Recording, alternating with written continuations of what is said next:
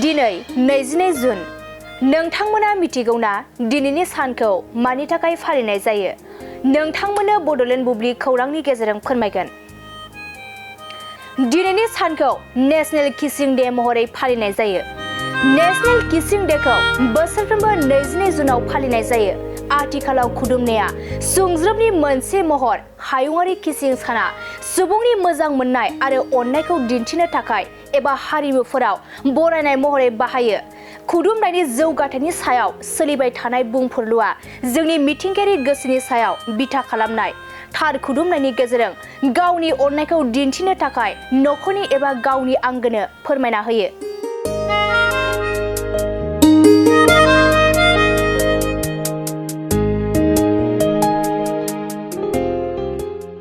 Excellent academy बागानपारायाव 11 थाखोनि मुं थिसननाया सोलिगासिनो दं। गोसो गुदुं फरायसा फरायसुलिफ्रा गुन गोनां सोलोंथाइ मोननो थाखाय एक्सेलेन्ट एकाडेमि बागानपारायाव मुं थिसननो हागोन। बाक्सा जिल्लानि बागानपारा सारियालिनि सानजा फारसे थांनाय लामानि साखाथियाव दं एक्सेलेन्ट एकाडेमि बागानपारा। बे एक्सेलेन्ट एकाडेमि बागानपारायाव नांगौबादि गुन गोनां सोलोंथाइनि राहा दं।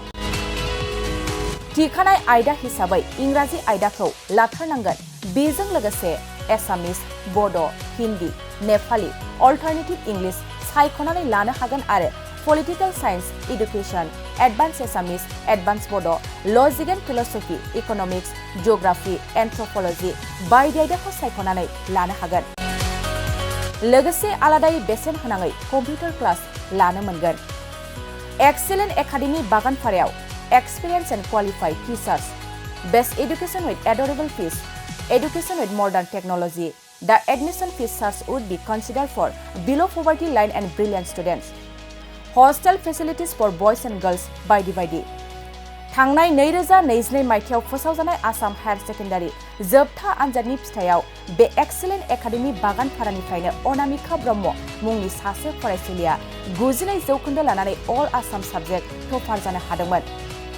लोगोसे बोहैथि बोसोर 2024 मायथाइनि थाखाय एक्सेलेन्ट एकाडेमि बागानपारायाव गोसो गुदुं फरायसाफ्रा मुं थिसननो थाखाय फरायसालियाव फैनानै फर्मखौ लांफैनो हासिगोन आरो मुं थिसननो हासिगोन।